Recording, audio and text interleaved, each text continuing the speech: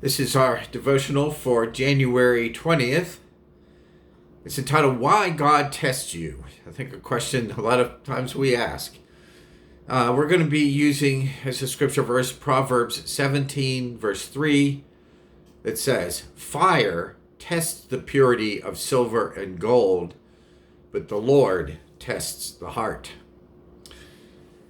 Now, the stress you may be feeling, it may be a test from God. When the prophet Daniel was still a teenager, the Babylonians put down a rebellion in Judah and took some of the Israelites into captivity. And one of those Israelites was Daniel. Now, God had big plans for Daniel. He wanted him to tell people what the end of the world would be like. But before he could trust Daniel with this message, God gave him a stress test.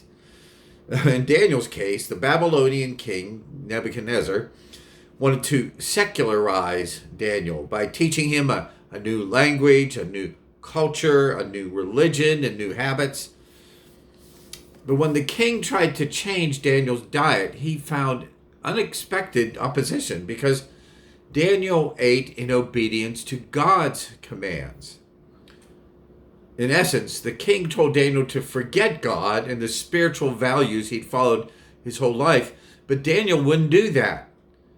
And so he passed God's test.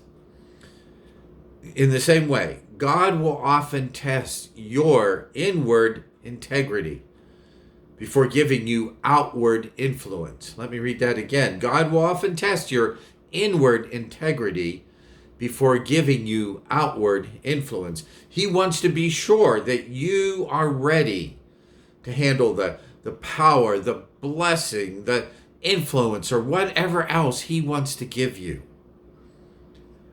Here's the good news. God is testing you because he wants you to succeed. God is testing you because he wants you to succeed, and he's right there with you, cheering you on the whole way.